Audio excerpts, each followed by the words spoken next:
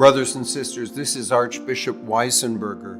Since arriving in Detroit this past March, I have felt nothing but warmth and welcome. Your hospitality for me and your faith have made me feel very much at home. In these first few months, I've had the great joy of meeting many of you at parish celebrations, diocesan events, at masses, and at liturgies. In every encounter, I've seen something truly beautiful. I've witnessed your deep love for Christ, your love for your local parish, your love for the Archdiocese, and your desire to see the Church of the Archdiocese of Detroit flourish for generations to come.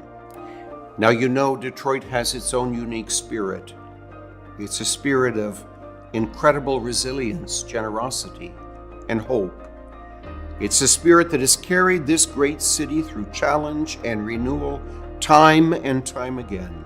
And it's that same spirit, together with the Holy Spirit, that gives me confidence as we begin this next chapter together in the life of this wonderful Archdiocese.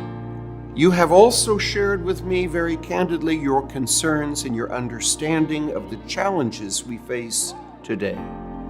And I want you to know that I hear you, and actually I see those challenges as well.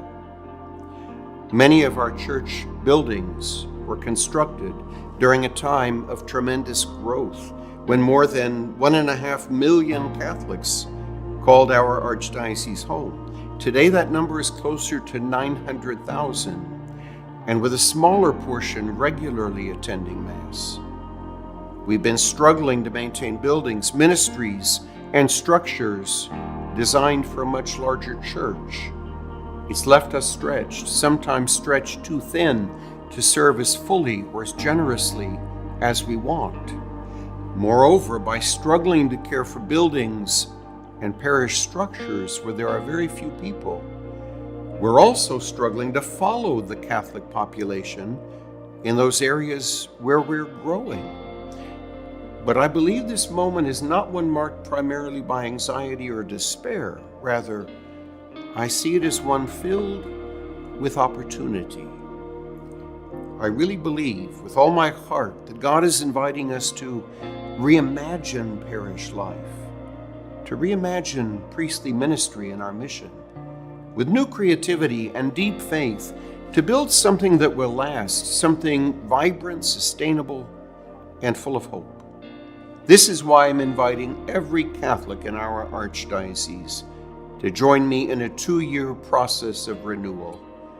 It will be a journey of discernment to chart the best path forward for each of our parish, communities, and regions.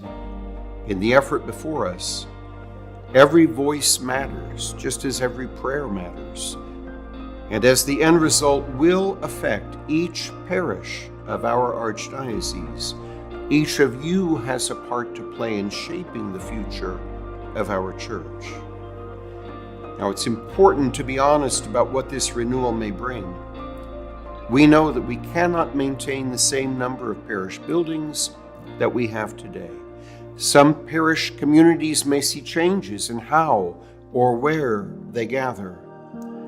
But even as we work to right-size the Archdiocese and reallocate our personnel and financial resources, the basic footprint of the Church's presence, her mission, her faith, and her people, it will remain. Our presence in Southeast Michigan will remain strong and alive, even as it is expressed in new ways that will help us to serve more faithfully and sustainably. Those details, how each community will move forward, will only emerge through our shared prayer, conversation, and discernment. Toward that goal, our work will be guided by 3 key pillars. The first is vibrant parishes. We want every parish to be a living heartbeat of faith, where people encounter Christ, grow in discipleship, and build real lived community. The second is flourishing priests. Brothers and sisters, our priests are at the heart of parish life, and they must be supported freed to focus on what they do best, preaching the gospel, celebrating sacraments, and caring for the people. And third, we must be mission ready. The call of the gospel is never just to survive, but to thrive. We're called to share the gospel not just within the walls of our churches comfortably, but in our neighborhoods, our schools, and our places of work. By realigning our clergy and our financial resources wisely, we can bring the joy of Christ to the next generation with energy and purpose.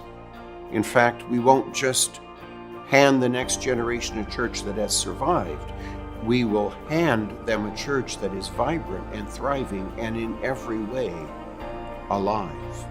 Now, many leaders across our archdiocese, priests, deacons, and lay leaders, have already begun these critical conversations and will continue them in the months ahead.